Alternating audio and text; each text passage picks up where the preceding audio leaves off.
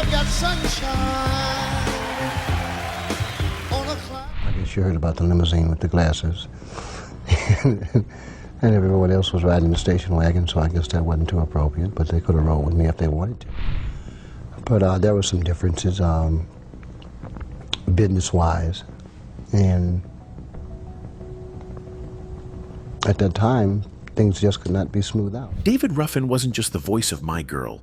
He was Motown's most explosive rebel, a man whose talent was matched only by the chaos he brought. But off stage, he was the man who couldn't stand one singer, and he made it clear. Ain't nobody coming to see you, Otis. There is only one David Ruffin. You should call the group David Ruffin and the Temptations. Behind his smooth voice burned a fierce ambition and a temper that often erupted into open conflict. The headline said I was fired, you know, but I don't see how you could fire someone out of a group of that magnitude.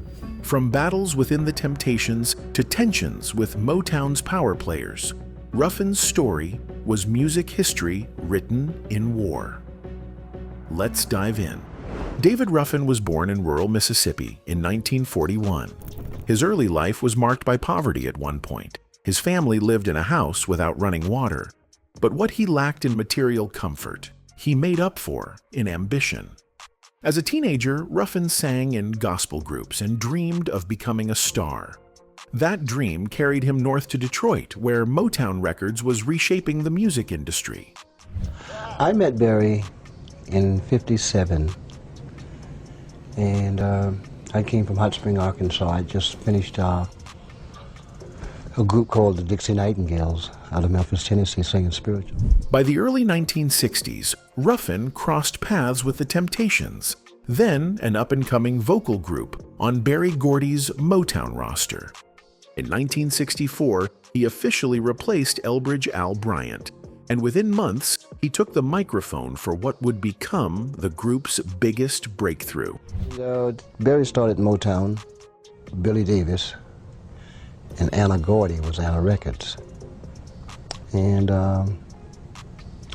Billy took us to Chess Records, me and Lamont Dozier. It was Ruffin's raw, powerful tenor that carried My Girl to #1 on the Billboard Hot 100 in 1965. I've got sunshine on a cloudy day. Suddenly, David Ruffin was the face and the voice of the Temptations. From Ain't Too Proud to Beg to I Wish It Would Rain, his lead vocals defined the group's golden era. Fans idolized him, and record sales soared. But success also brought tension. Inside the Temptations, Ruffin's growing ego began clashing with the group's disciplined structure. Otis Williams, the group's de facto leader, ran the Temptations like a business. Melvin Franklin, the bass singer, supported Williams in keeping the group orderly. Ruffin, however, wanted something different. He wanted star billing. By 1966, Ruffin was showing signs of frustration with being just one of the Temptations. Watching Motown rebrand the Supremes as Diana Ross and the Supremes only fueled his demands. He began telling his bandmates that the group should be renamed David Ruffin and the Temptations. David Ruffin wanted it David Ruffin and the Temptations. Yes, he did. At the same time, Ruffin began separating himself from the group's daily routines. While the Temptations shared a limousine to gigs, Ruffin arrived in his own private mink-lined limo, often with his girlfriend Tammi Terrell by his side. This behavior infuriated the rest of the group, who saw it as arrogance and disrespect. By 1967, the tensions had become undeniable. Ruffin's absence from rehearsals and meetings added fuel to the fire. His use, which he had started experimenting with, only made matters worse. Otis Williams and Melvin Franklin, committed to the group's survival, began discussing whether Ruffin was becoming too much of a liability. Still, on stage, Ruffin was electric. His performances left crowds breathless. Fans didn't see the internal battles. They saw only the star. But behind closed doors, the seeds of his biggest feuds had already been planted. Ruffin was no longer content to share the spotlight. He wanted it all. The rise of David Ruffin as the Temptations' leading man also marked the beginning of his war against authority, a war that would define the rest of his career. 1968 Temptations rehearsal recording, group harmonizing without Ruffin. By 1967, David Ruffin was more than a star. He was a problem the Temptations could no longer ignore. His voice powered their biggest hits, but his attitude threatened to tear the group apart. The breaking point came when Ruffin began openly refusing to travel with the rest of the group. While Otis Williams, Melvin Franklin, Eddie Kendricks, and Paul Williams piled into a shared limousine, Ruffin insisted on riding separately, chauffeured in a mink-lined limo that screamed excess. To fans, Ruffin looked untouchable. To his bandmates, he looked selfish. Otis Williams, the organizer and business-minded anchor of the Temptations, felt betrayed. Melvin Franklin, the dependable bass, sided with Otis. Even Eddie Kendricks, who shared lead vocals with Ruffin, was growing frustrated with David's disregard for the group's unity. We first started out, we made a vow that we would not change. The final straw came in 1968. After performing in Cleveland, Ruffin refused to rejoin the Temptations for the next leg of the tour. He wanted the group renamed David Ruffin and the Temptations, echoing Motown's rebranding of Diana Ross and the Supremes. Motown executives and the group said no. Ruffin, in response, simply stopped showing up. Motown had a choice: bend to Ruffin's ego or protect the group's future. The decision was swift. In June 1968, Ruffin was officially fired. His replacement was Dennis Edwards, formerly of the Contours. Edwards brought a different energy, and the group quickly pivoted toward the psychedelic soul era, reinventing themselves with songs like Cloud 9. Okay, my question is to Otis. Why was David Ruffin fired from the Temptations? But Ruffin didn't go quietly. In fact, he tried to sabotage the group. After being replaced, Ruffin would sometimes show up at Temptations concerts unannounced. He'd walk on stage mid-performance, grab a microphone, and start singing. Fans loved it, but his former bandmates were furious. They saw it as sabotage, as David trying to hijack their momentum. Behind the scenes, Gordy had a dilemma. Ruffin was still a star. Motown wanted him as a solo act, but Ruffin was unpredictable. His use was escalating and his temper flared easily. Otis Williams later described Ruffin as brilliant but impossible. Melvin Franklin, usually the peacemaker, admitted even he couldn't control David anymore. The feud between Ruffin and his ex-group became one of Motown's ugliest.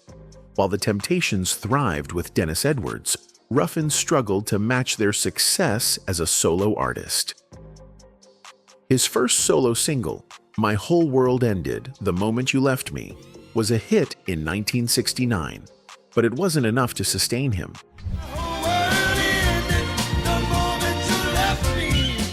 The bitterness never truly healed.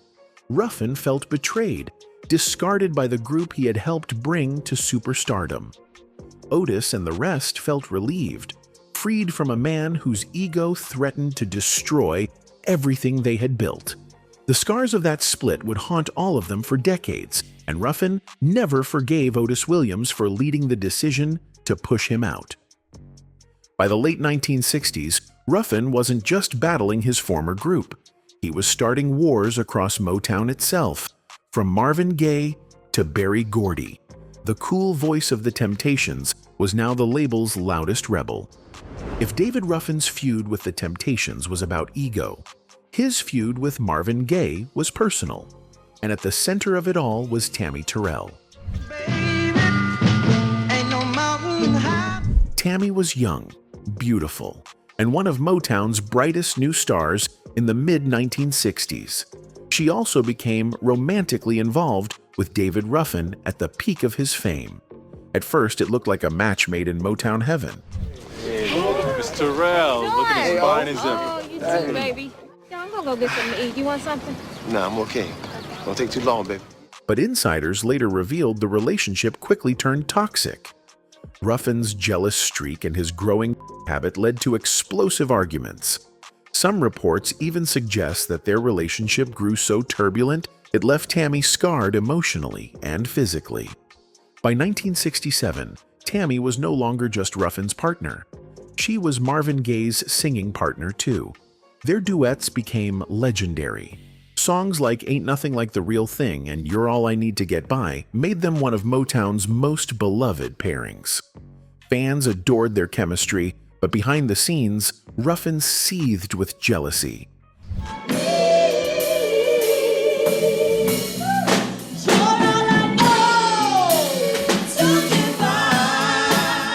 Friends of the singers recalled that Ruffin resented Marvin, accusing him of stealing Tammi's attention. He couldn't stand the way audiences adored the Gaye-Terrell partnership. To Ruffin, it felt like Marvin was replacing him both on stage and in Tammi's life. The tension exploded when Ruffin's dark side became harder to ignore. Accounts from Motown circles claimed Ruffin could be cruel, showing a violent temper when he felt disrespected. While Tammi tried to focus on her career, the strain of her personal life weighed heavily. Then, tragedy struck. In 1967, Tammi collapsed in Marvin Gaye's arms during a performance in Virginia. She was later diagnosed with a brain tumor. It shocked the Motown family and devastated Marvin. Gaye put his heart into supporting her, but Ruffin's name still came up in hushed conversations. Fans whispered about the pain Tammi carried from her relationship with him, wondering if her declining health had been made worse by the stress. From that moment, Marvin Gaye despised Ruffin. Though neither man made a public declaration of war, the hostility was clear. Gaye saw himself as Tammi's protector, while Ruffin was painted as the villain who had brought her nothing but chaos.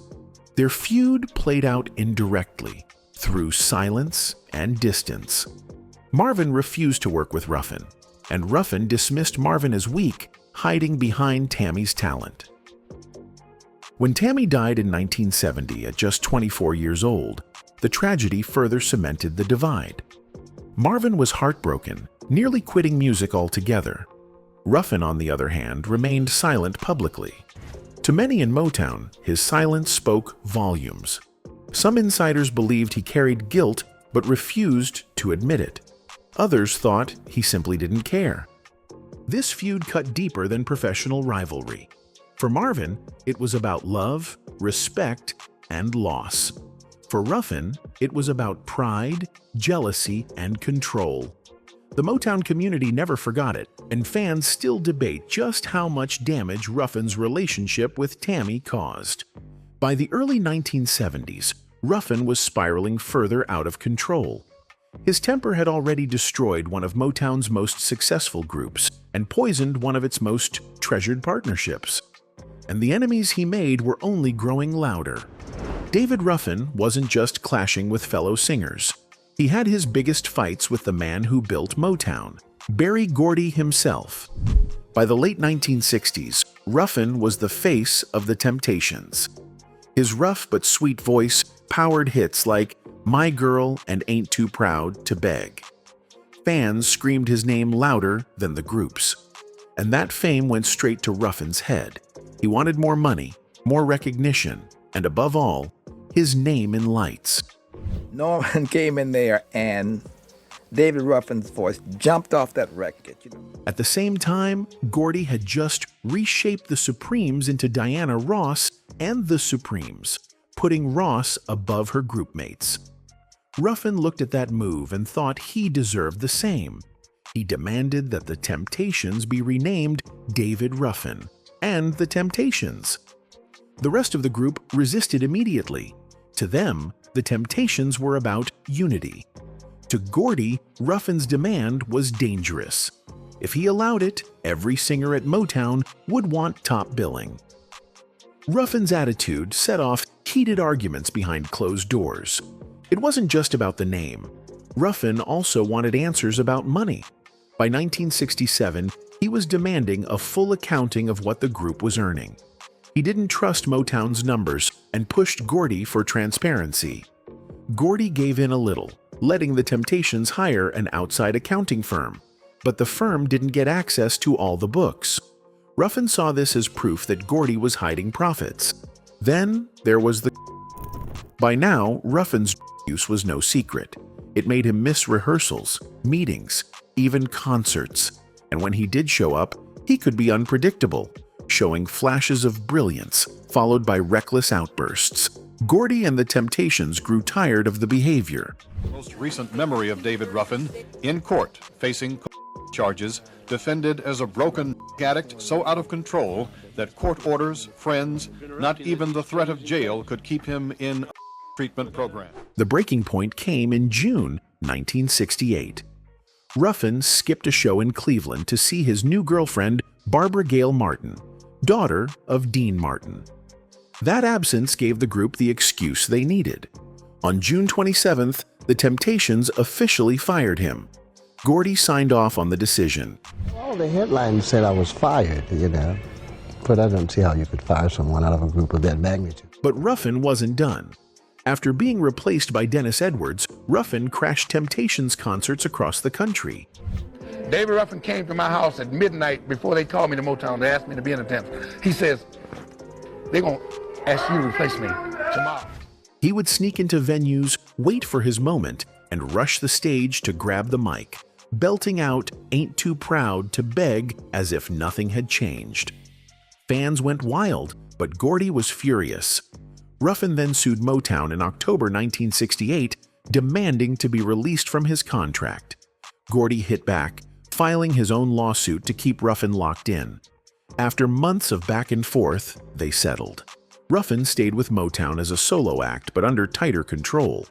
For Gordy, Ruffin was both an asset and a liability, a star who drew crowds but also chaos. Their feud was about control.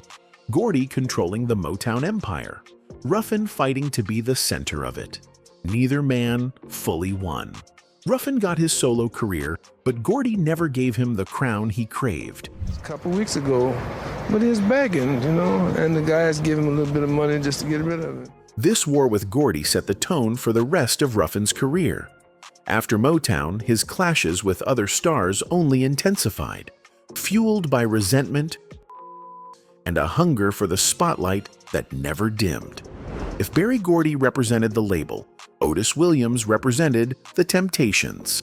He wasn't the flashiest singer, and he didn't lead many songs, but he was the glue. He handled the business, the schedules, the rehearsals. And to David Ruffin, that made Otis the obstacle standing between him and complete control of the group. The tension between Ruffin and Otis boiled long before the firing. Ruffin wanted to be front and center, his name in lights. Otis wanted the group to remain balanced, with no single member above the rest. Their visions clashed, and the fights only grew nastier as the money and fame piled up. Otis often complained about Ruffin's lateness and missed gigs. Ruffin, in turn, accused Otis of acting like Motown's watchdog instead of standing up for the group. Behind closed doors, they argued about contracts, travel, and even stage routines. According to people who were there, Ruffin openly told Otis he should step aside because fans only come to see me. The group reached its breaking point in 1968. After Ruffin missed that Cleveland concert, Otis led the charge to vote him out. It was a painful decision, but one the others supported. To them, Ruffin's ego and use were tearing the Temptations apart. When Ruffin heard the news, he was enraged.